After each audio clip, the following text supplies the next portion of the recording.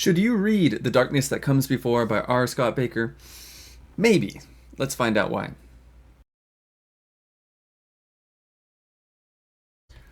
Before we jump into all the positive and negatives of this book, I will say that overall this is a good book that borders on amazing. I think the good parts of this book really outweigh the negative, but some of the negatives are just so big that I couldn't give it the top score, right? At the end, we'll talk about what I gave the book, but I want to talk about who should read this book. People who are going to enjoy it and people who I think might not really want to jump into it. So, to begin with, positives. The characters. This is a very character-driven book, and the point of view is there's so many characters that you are introduced to, and at first it's very overwhelming. They have these ridiculous names that, especially as a person who's reading the book and not the audiobook, I couldn't pronounce them. I had to look it up, and some people view that as a negative. For me, I think it's interesting that these characters have this religious aspect to their names that kind of play into the story, that just make you really jump into this world. Now, I say that, but maybe later in the negatives I'll talk about how that can be a detriment to it, but overall, the best positive are the characters and the religious and political aspects of this book. Above all, this is a political intrigue book. It is all these factions, all their motives, and how they conjoin and disconjoin, and how they want to fight each other. Another great aspect of this book was the political and religious background of everything that guides this world. We are in the second coming of after an apocalypse, and it feels like this world is just disconjointed and everything is just up in the air. Of course, you have these factions that have taken control and have for the last 2,000 years, but underneath it all, you feel something that is not just, it's not right. And we find out whatever is guiding this world is still out there, and that one of our characters isn't crazy, and the thing that he's been working for this whole time it's coming back, which I think moved this book forward. Now, I don't want to get into any spoilers or tell you anything that I hope you can experience for yourself, but one of the characters named Kel Hughes, I think that's how you pronounce it, who knows, their names are crazy. He knows things, right? He can see you, he can look at your face and know what you're going to say before you say it. And it leads to a lot of great interactions that you don't really see in many other books. You would think that this character is a god, right? But there are ways that kind of counteract his ability, and it's such a fascinating story to see eventually who he partners up with.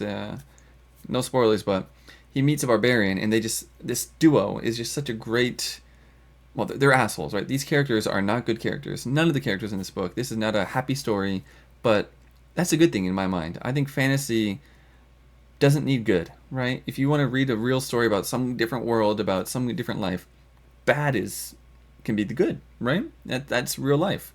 So to me, I loved that aspect. Now, this character, Kel Hughes, he might be the main character going forward, and later in this, maybe in the second series, I haven't read it too far, but in this book, he strikes the perfect balance of fuck off. The prose in this book are amazing, right? It feels like poetry most of the time. At least to me, I'm not the biggest prose fan. I don't need the flowery words and to be told how beautiful this flower is, but the way that R. Scott Baker kind of characterizes and kind of puts life into his world in just 600 pages is amazing. Now, there are a few things that we'll talk about later that I didn't like, but the thing that kept pushing me forward, even when I want to put the book down, was to hear more of this author's voice. He really talks in a way that guides you into wanting to turn to the next page to see what this character, how he's going to do it, what he's thinking, all these things that really drive a book. And above all, I think most of us read for that reason. You want to know what's going to happen, right? I think especially on a reread, this book will be amazing because the first 70 pages, and this is getting more into the negative aspect of this book, the negatives, is the first 60 to 70 pages are just, they are very difficult to get through. And to me, it almost made me put the book down, right? I think the beginning of a book is very important to kind of suck you into this world. And at the start, you have all these characters, all these different factions, and you know nothing, right? And I felt like I needed to know everything before I can continue. So I would go a few pages and just feel like I was just walking, right? I was walking without actually looking around. I definitely recommend you only read this book when you are fully attentive. This is not a before bed, let's just read a few 20, 50 pages. This is one of those books that on a Saturday at 2 p.m. you say, all right, we're going to jump in this and let's get going. I don't recommend taking notes or doing anything to try to get all the information. I would just go with the flow, right? Try to just take it in spirit, right? If you don't understand something, just pretend like you'll understand it later, right? Just keep going with it.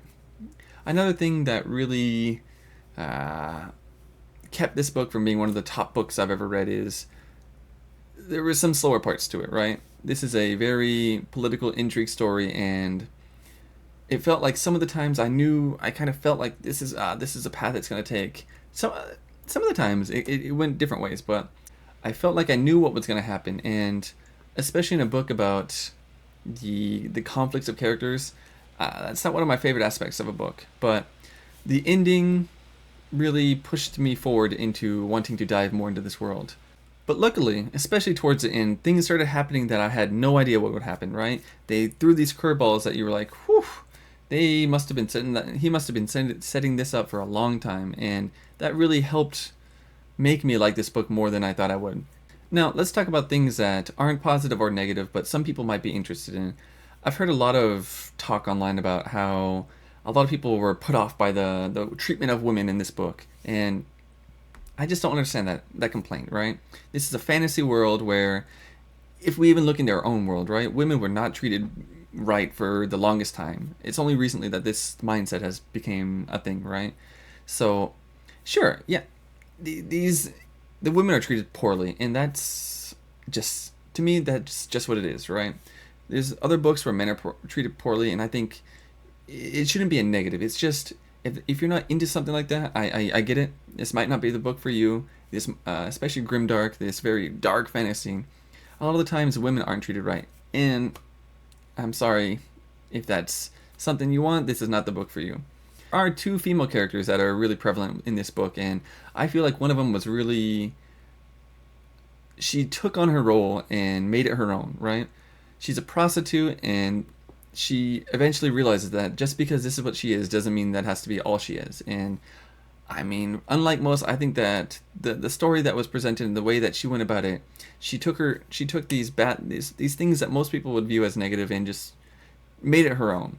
The second point of view female character in this book, I didn't care for at all. Every time she would have her opinion and her thoughts put onto the page, I just wanted to skip through it. It was, I just didn't like it, and I don't know why, but just the way that she felt, her mindset, the way she thought is just not something that resonated with me. And it might be the opposite. Some people might not like the prostitute.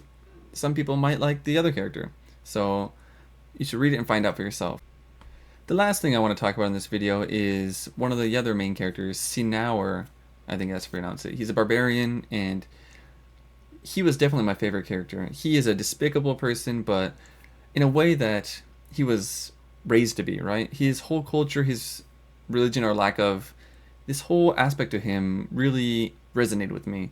I know a lot of people don't like that he's this, he does these things, but in my mind, he's growing, he's very back and forth, right? He has his way of thinking, and he's joining this new world where he has all these different characters that are putting influence in him, and he is very set in his ways. I think that makes for a very interesting character, how he's going to navigate this world that is against him, right? He's an enemy, he's been the enemy forever, and yet now he's part of this thing, and it's amazing to watch, right? Not watch, but read. Maybe watch someday. I don't think this will be made into a series, but if it was, that would be something.